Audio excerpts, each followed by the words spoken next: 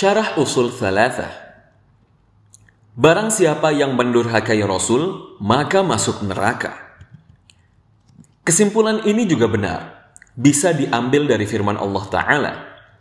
Dan barang siapa mendurhakai Allah dan Rasulnya, dan melanggar ketentuan-ketentuannya, niscaya Allah memasukkannya ke dalam neraka, sedang ia kekal di dalamnya, dan baginya siksa yang menghinakan.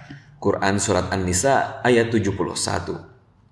Dan barang siapa mendurhakai Allah dan Rasulnya, maka sesungguhnya baginya lah neraka jahanam.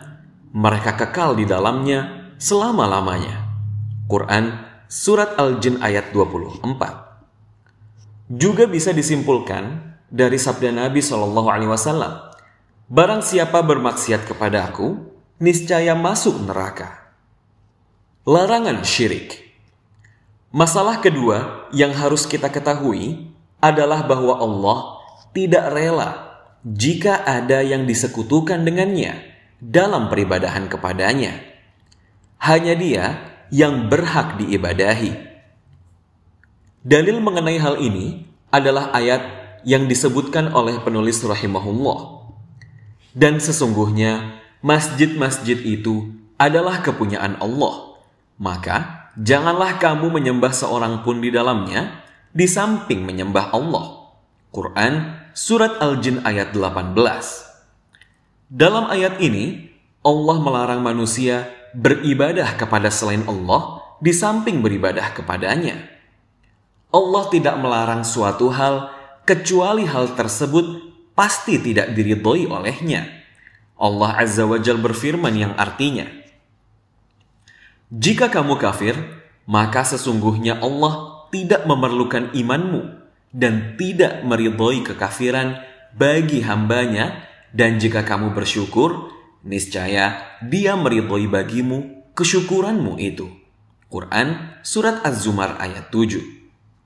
Tetapi, jika sekiranya kamu ridho kepada mereka, maka sesungguhnya Allah tidak ridho kepada orang-orang yang fasik. Quran Surat At-Taubah ayat 96. Allah Azza wa Jalla tidak meridhoi kekafiran dan kesyirikan. Akan tetapi, sesungguhnya Dia telah mengutus para rasul dan menurunkan kitab-kitab untuk memerangi kekafiran dan kesyirikan. Allah Ta'ala berfirman yang artinya, dan perangilah mereka supaya jangan ada fitnah dan supaya agama itu semata-mata bagi Allah. Quran Surat Al-Anfal ayat 39. Jika Allah tidak meridhoi kekafiran dan kesyirikan, maka seorang mukmin juga berkewajiban untuk tidak meridhoi keduanya. Karena ridho dan murka seorang mukmin mengikuti ridho dan murka Allah. Ia murka terhadap apa yang dimurkai oleh Allah dan ridho terhadap apa yang diridhoi oleh Allah. Begitu pula jika Allah tidak meridhoi kesyirikan dan kekafiran, maka seorang mukmin tidak layak meridhoinya.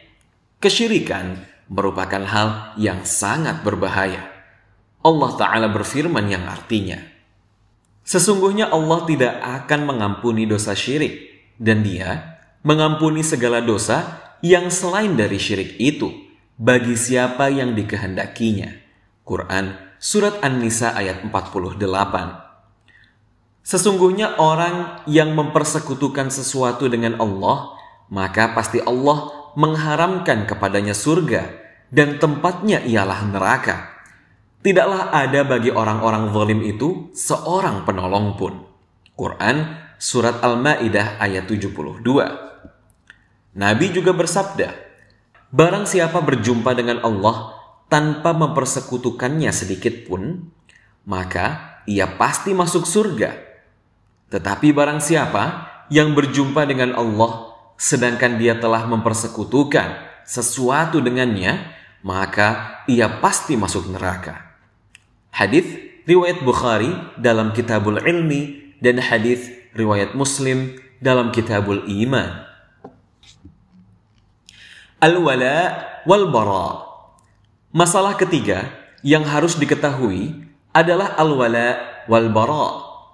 Al-wala merupakan prinsip agung.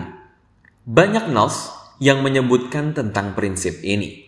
Allah Azza wa Jalla berfirman yang artinya, "Hai orang-orang yang beriman, jangan mengambil orang-orang yang di luar kalanganmu menjadi teman kepercayaanmu, karena tidak henti-hentinya mereka menimbulkan kemadharatan bagimu." Quran Surat Ali Imran ayat 118. Hai orang-orang yang beriman, jangan mengambil orang-orang Yahudi dan Nasrani menjadi pemimpin-pemimpinmu. Sebagian mereka adalah pemimpin bagi sebagian yang lain. Barang siapa di antara kamu mengambil mereka menjadi pemimpin, maka sesungguhnya orang itu termasuk golongan mereka. Sesungguhnya Allah tidak memberi petunjuk bagi orang-orang yang zalim. Quran Surat Al-Ma'idah ayat 51. Hai orang-orang beriman, janganlah mengambil orang-orang yang menjadikan agamamu sebagai buah ejekan dan permainan, yaitu di antara orang-orang yang telah diberi Alkitab sebelummu dan orang-orang yang kafir, orang-orang musyrik menjadi pemimpin. Dan bertawakallah kepada Allah jika kamu betul-betul orang-orang yang beriman. Quran Surat Al-Ma'idah ayat 57. Hai orang-orang beriman, janganlah kamu jadikan bapak-bapak dan saudara-saudaramu menjadi walimu jika mereka lebih mengutamakan kekafiran atas keimanan. Dan siapa di antara kamu yang menjadikan mereka wali, maka mereka itulah orang-orang yang zalim.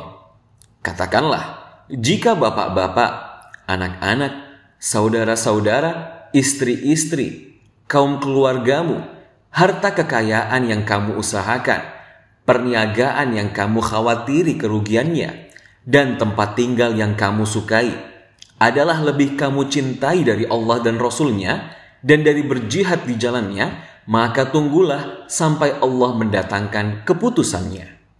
Dan Allah tidak memberi petunjuk kepada orang-orang yang fasik. Quran Surat At-Taubah ayat 23 hingga 24. Sesungguhnya telah ada suri tauladan yang baik bagimu pada Ibrahim dan orang-orang yang bersama dengan dia, ketika mereka berkata kepada kaum mereka, sesungguhnya kami berlepas diri daripada kamu, daripada apa yang kamu sembah selain Allah. Kami ingkari kekafiranmu, dan telah nyata antara kami dan kamu permusuhan dan kebencian untuk selama-lamanya sampai kamu beriman kepada Allah saja. Quran Surat Al-Mumtahanah ayat 4. Berwala dan mencintai orang yang memusuhi Allah adalah tindakan yang menunjukkan lemahnya iman yang terdapat dalam hati seseorang kepada Allah dan Rasul-Nya. Sebab tidak masuk akal jika seseorang mencintai sesuatu yang menjadi musuh kekasihnya. Berwala kepada orang-orang kafir itu bisa berupa menolong dan membantu mereka dalam melaksanakan kekafiran dan kesesatan mereka. Mencintai mereka terjadi dengan melakukan sebab-sebab yang menjadikan mereka cinta. Anda melihat orang tersebut mencari kecintaan mereka dengan semua jalan. Tidak diragukan lagi, tindakan ini menafikan iman atau kesempurnaannya.